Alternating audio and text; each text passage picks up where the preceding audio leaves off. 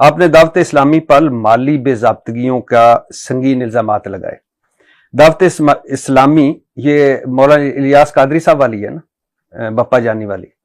اچھا، دعوت اسلامی مسلمانوں کے ساتھ ساتھ ہندوؤں، سکھوں، یہودیوں سے بھی چندہ لیتی ہے۔ السلام علیکم ورحمۃ اللہ وبرکاتہ۔ اعوذ باللہ من الشیطان الرجیم، بسم اللہ الرحمن الرحیم۔ جی ناظرین، آج ہم جس حوالہ سے گفتگو کرنے جا رہے ہیں وہ یہ ہے کہ آپ کو پتہ ہے کہ ارشاد بھٹی صاحب جنہوں نے علماء سے سوال و جواب کیے ہیں، اور انہوں نے ایک سوال مفتی حنیف قریشی سے بھی سوال کیا تھا۔ انہوں نے کہا کہ آپ نے مولانا باقی بابا جی الیاس قادری کے اوپر آپ نے بڑے کچھ الزام لگائے، حتیٰ کہ آپ نے یہ بھی کہا کہ کوئی سارا سودی کاروبار کرتے ہیں۔ یہ بھی آپ نے کہا کہ وہ ہندوؤں سے، سکھوں سے، یعنی غیر مسلم ان سے پیسے لیتے ہیں اور وہ چندہ اکٹھا کرتے ہیں اور اپنے کوٹیاں بلڈنگیں کیا کچھ بناتے ہیں۔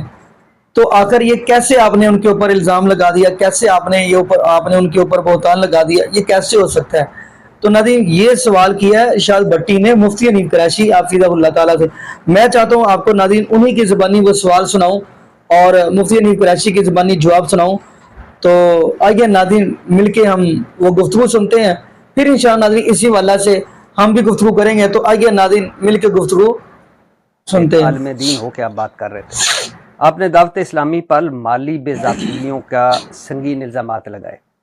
دعوت اسلامی یہ مولانا الیاس قادری صاحب والی ہے نا، بپا جانی والی؟ اچھا، دعوت اسلامی مسلمانوں کے ساتھ ساتھ ہندوؤں، سکھوں، یہودیوں سے بھی چندہ لیتی ہے۔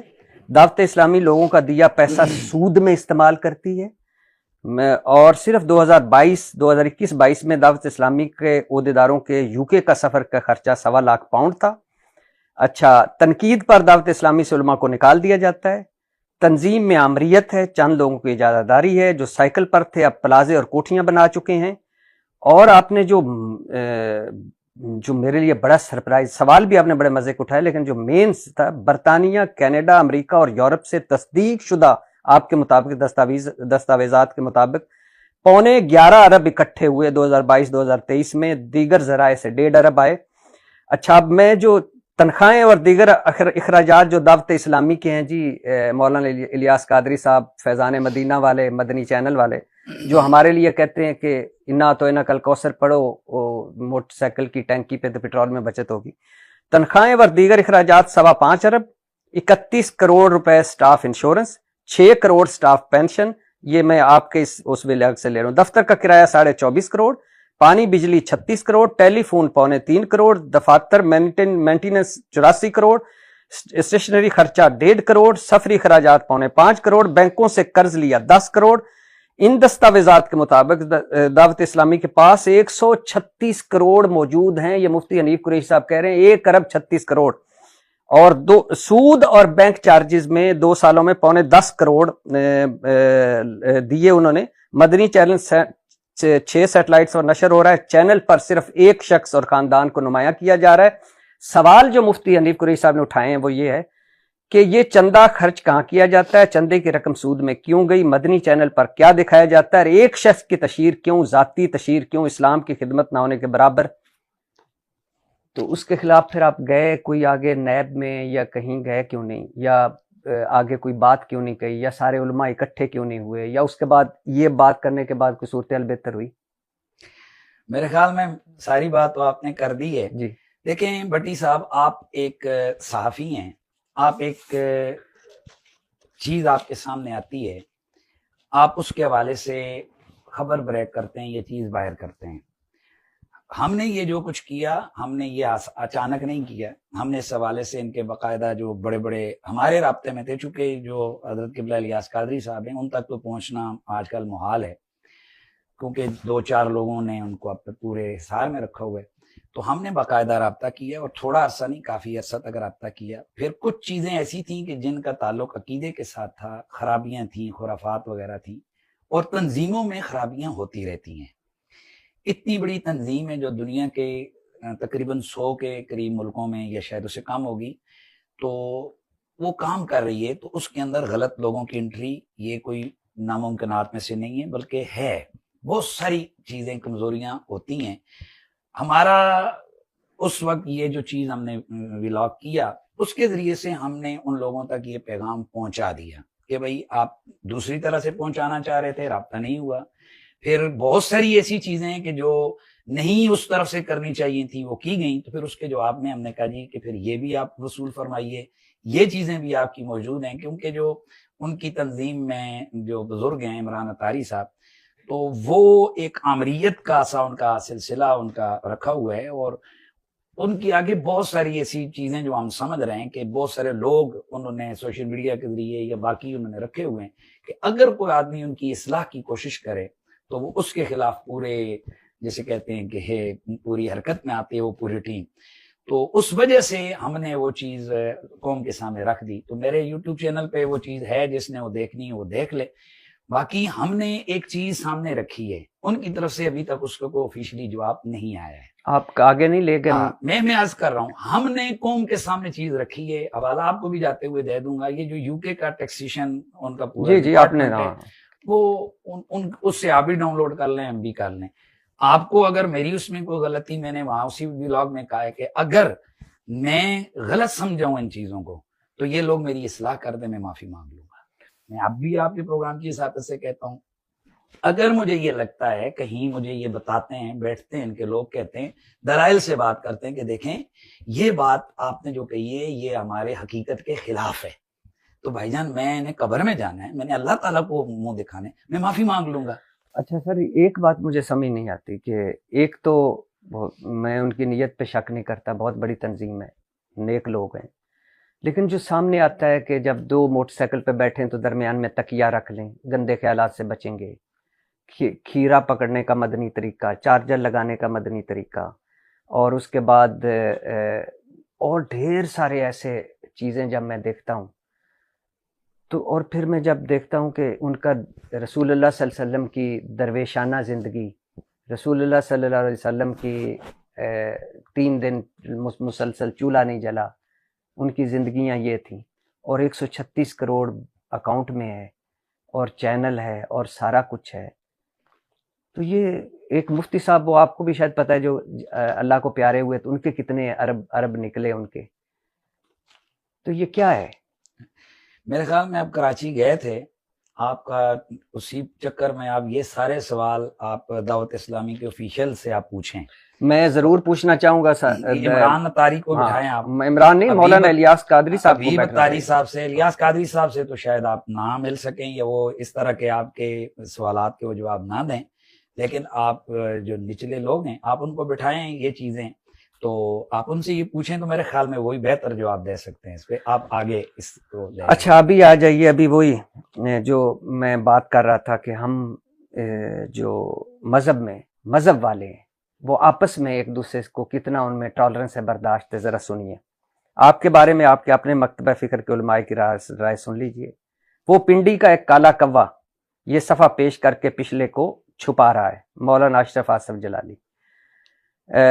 مفتی حنیف قریشی صاحب اہل سنت و جماعت کے مستند اور جید علماء کے نزدیک قابل اعتبار نہیں ہیں، اور نہ ہی مفتی حنیف قریشی ہمارے نمائندہ ہیں. عبداللہ قادری والتراب الحق قادری. پنڈی دی لومڑی، پنڈی دا بھیڑیا، پنڈی دا لگڑ بگڑ، یہ رافضیوں کے مورے ہیں. مجھے رافضی آج پہلی دفعہ میں جب آپ تحقیق کر رہا تھا مجھے اس لفظ کا نہیں پتا تھا. علامہ سمر اطاری.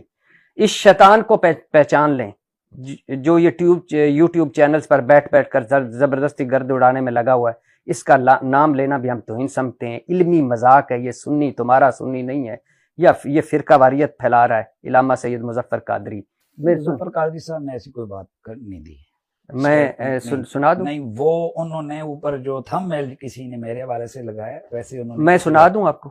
شاید ممکن ہے میں سنا دوں، میرے پاس کلپ ہے. نہیں، میرے معلومات میں نہیں. نہیں، میں بعد میں سنا دوں گا. اور اگر ہے ویسے میرے اس میں نہیں، میں سنا دوں گا، وہ ضرور رکھیے گا.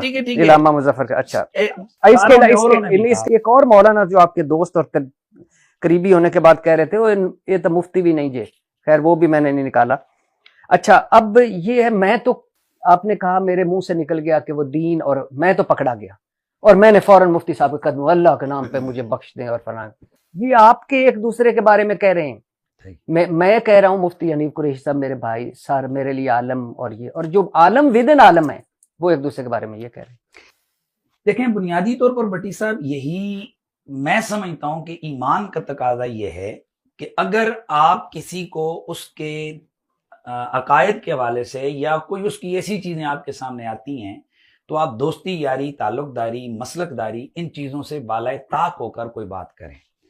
یہ تو آپ ان لوگوں سے پوچھ سکتے ہیں کہ انہوں نے میرے حوالے سے یہ ایسا کیوں کہا, انہوں نے یہ جو کچھ کہا. ان میں سے اکثریت یعنی ایسے لوگ ہیں کہ جو ہمارے پیٹنٹ علماء نہیں ہیں, میں نام نہیں لے سکتا, بعض تو نعت خوان ہیں, بعض تو یوٹیوبر ہیں, میں نام بھی نہیں لینا چاہتا ان کی شہرت کے لیے یا ان کے اس معاملے کے لیے. ان میں سے بعض وہ ہیں کہ جو مدرسے میں ہی نہیں گئے ہوئے, آپ نے ان کے ساتھ علامہ اور مفتی لگا دیا, یہ بھی تو آپ کی تحقیق نہیں ہے صحیح. اب اصل جو اس پورے میرے خلاف جو چیزیں ہو رہی ہیں اس کے بیک پہ ایک ہی پوائنٹ ہے. میری تحقیق تو یہ بھی نہیں ہے کہ آپ مفتی ہیں کہ نہیں, میں تو آپ نے لگا لیا, میں نے مان لیا عزت. میں اس کی اصلاح کر رہا ہوں نا. میں اللہ کا فضل ہے ہمارے پاس ساری چیزیں سندیں موجود ہیں, آپ سندیں چیک کرتے ہیں تو ہم چیک کرا دیتے ہیں. ہوگی. اب میری ایک گزارش ہے اس حوالے سے, دیکھیں اس حوالے سے ایک پوائنٹ ہے کہ ہمارا ایمان کا یہ تقاضا ہے کہ جب اللہ کے نبی کی آل اور صحابہ کے حوالے سے یا دیگر مقدسات کے حوالے سے کوئی شخص کمزوری دکھائے تو وہاں پر ہم اپنا ہم مسلک ہم سفر ہم خیال اس چیز سے بالائے طاق ہو کر ہم اس کا حکم شرعی واضح کریں. تو ان تمام لوگوں جن کا آپ نے نام لیا, ان کا ہمارے ساتھ بیر اور بغض کی خاص وجہ یہ ہے کہ لاہور کے ایک صاحب ہیں کہ جنہوں نے آپ سب کو پتہ ہے, جن کے خلاف پاکستان کی قومی اسمبلی کے اندر قراردادیں پاس ہوئیں, تمام صوبائی اسمبلیوں میں اس کے خلاف قرارداد پاس ہوئی, تمام جناب اس وقت بھی غالباً وہ کئی ضلعوں میں بین ہیں, شیڈول 4 ان پہ لگا. انہوں نے بی بی پاک سیدۃ النساء العالمین کے لیے ایسے جملوں کا انتخاب کیا, ایسے جملے بولے کہ جو کہ ان کی بے ادبی اور ان کی توہین کے اوپر منتج ہوتے ہیں. تو اس حوالے سے ہم مسلک ہیں وہ ہمارے, لیکن ہم نے ان کا رد کیا. سب سے پہلے اس کی طرح نہیں کیا کہ بھئی چونکہ میرے مسلک ہے تو ہم چپ کریں. ہم نے ان سے کہا بھئی آپ نے یہ غلط کہا ہے, آپ اس سے رجوع کریں. کہ اگر بھٹی صاحب کہیں میں تو ان کو فوراً پکڑوں, تو ایک مفتی صاحب کہیں تو میں کیوں نہ پکڑوں, یہ تو پھر منافقت ہے. تو ہم نے ان کو یہ کہا کہ بھئی ایسا ہے, اور ساری قوم نے دیکھا, وہ صاحب ڈٹ گئے اور ابھی تک ڈٹے ہوئے ہیں. ذات رسول اللہ کی بیٹی کی ہے. ڈاکٹر جلالی صاحب نے رسول اللہ کی بیٹی کے لیے غلط الفاظ استعمال کیے ہیں. وہ جب مانگ رہی تھیں تو خطا پر تھی, ان سے غلطی ہو گئی. پھر آگے کہا کہ جب 1000 دنوں میں ان ہستیوں کے لیے نبیوں کے بغیر تمام صحابہ اور اہل بیت 1000 دنوں میں جب تک ان کے لیے 5 گناہ کا صدور نہیں مانیں گے تو آپ کا عقیدہ معصومیت صحیح نہیں ہوگا. یعنی آپ نے یہ پیغام دے دیا کہ پوری رسول اللہ کی امت میں صحابہ اہل بیت میں کوئی ایسا شخص موجود نہیں ہے کہ جس نے 1000 دنوں میں 5 گناہ نہ کیے ہوں. اس قسم کی جب لغویات یا فضولیات یا بے ادبیاں جب حنیف قریشی کے سامنے آئیں گی تو جس کا نعرہ یہ ہے کہ میری جان رسول اللہ پہ قربان, میرے دین پہ قربان, میری شریعت پہ قربان, تو وہ چپ کر کے گنگا شیطان بن کے بیٹھ جائے. ہم نے ان چیزوں کو بیان کیا, رد کیا, سختی سے کیا, پہلے پیار سے کیا, پھر جب ادھر سے سختی ہوئی تو ہم نے سختی بھی دکھائی. وہ کلپوں میں ہمارا موجود ہے, ہم اس کا اعتراف کرتے ہیں. الحب فی اللہ والبغض, اللہ کی رضا کے لیے محبت, اللہ کی رضا کے لیے بغض اور دشمنی. لیکن تو یہ جتنے لوگ ہیں جو آپ نے مجھ پہ سوال کیا, یہ اسی کا رزلٹ آ رہا ہے. مجھے اس کی پرواہ نہیں, پلیز میرا جملہ نہیں کاٹیے گا. کیوں کہ جن ہستیوں کے دفاع میں حنیف قریشی کھڑا ہوا ہے, اہل بیت اطہار, حضرت مولا علی دیگر, یہ تو وہ ہستیاں ہیں کہ ان پر ممبروں پہ بیٹھ کے تبرے ہوتے رہے. ہماری اہل سنت و جماعت کی کتابیں بھری پڑی ہیں. کیا مولا کائنات مولا علی پاک پر تبرے ممبروں پہ نہیں ہوئے؟ کیا مولا علی کو کافر نہیں کہا گیا؟ کیا مولا علی کو ایک اسی ذہنیت کی وجہ سے شہید نہیں کیا گیا کہ جو ذہنیت بنائی گئی تھی کہ یہ تو مسلمان ہی نہیں ہے؟ کیا مولا علی کو کافر نہیں کہا گیا؟ اور جب کائنات کا مومنوں کا مولا, رسول اللہ کا ویر, کل ولیوں کا تاجدار و سردار, اول المومنین, تاجدار اللہ تعالی, شیر خدا, مشکل کشا, غالب اللہ کل غالب, امام المشارق والمغارب, ہزاروں القابات مولا کائنات مولا علی پاک کے یہاں بیان کر سکتے ہیں. اگر اس علی کی ذات کو لوگوں نے کیا کیا نہیں کہا, کس کس قسم کے مغلظات نہیں بلکہ حنیف قریشی کیا چیز ہے. لہٰذا اگر ہمارے خلاف کوئی کر رہا ہے وہ ہماری اس وجہ سے کر رہا ہے کہ ہم رسول اللہ کی اہل بیت اطہار کے دفاع کر رہے ہیں. ممکن ہے کسی کے پاس کوئی دلیل ہو، لیکن ہم اپنے آپ کو اللہ کے فضل و کرم سے الحمدللہ ثم الحمدللہ اللہ کے فضل سے یہ سمجھتے ہیں کہ ہمارے اندر کوئی اعتقادی کوئی کمزوری ایسی نہیں کہ جو قابل گرفت ہو۔